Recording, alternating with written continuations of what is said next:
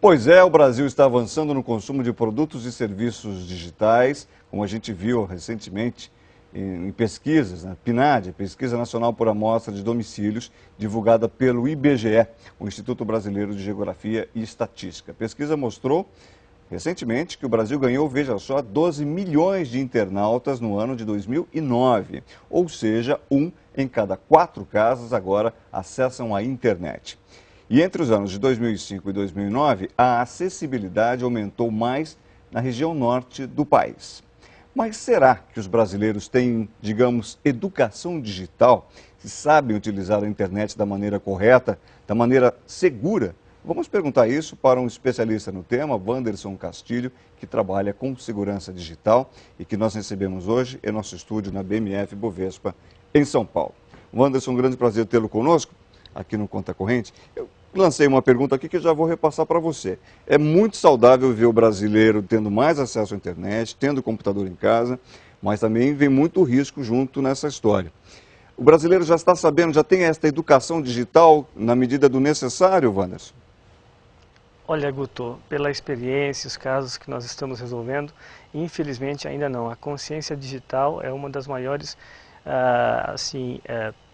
poder que o governo vai ter que fazer para que a população saiba realmente usar a internet. Como é que é possível, digamos assim, ensinar a se ter cuidado, digamos assim, com a internet?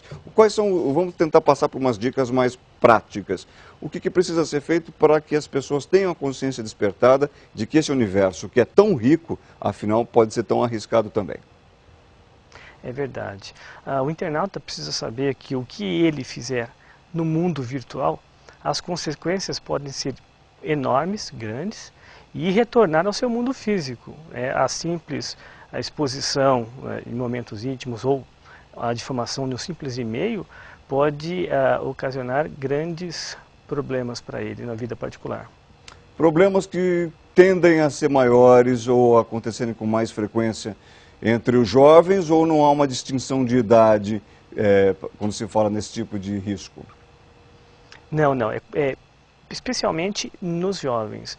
Houve até um aumento muito grande na faixa etária de 14 até 17 anos, onde os jovens, por natureza, têm o seu ímpeto de escrever o que imaginar, por exemplo, num Twitter que é assim, momentâneo, instantâneo, e aí acabam escrevendo coisas ou mostrando coisas que não devem. E as consequências, eles não têm a ideia que isso pode afetar, inclusive, sua vida profissional no futuro.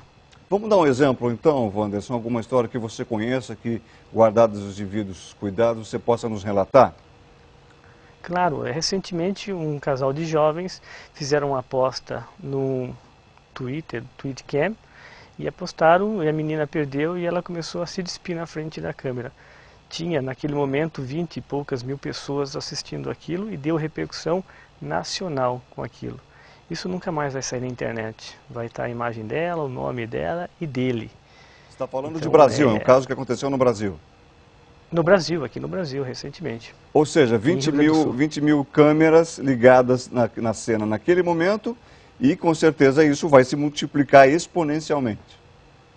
Exatamente. E eles estavam cometendo um crime, porque ela era menor de 14 anos, se despindo e aí entra no ato de pedofilia. Tá bem. E o que você acha que, deste exemplo pontual que você deu, qual seria a dica, se não para o jovem que precisa de orientação, uma menina de 14 anos, sem sombra de dúvida, está com o seu processo de personalidade ainda em formação, mas, por exemplo, que cuidados os pais podem tomar para que seus filhos não incorram em problemas tão graves quanto esses, até pela ingenuidade, digamos assim, que envolve essa temática? O que dá para fazer para valer?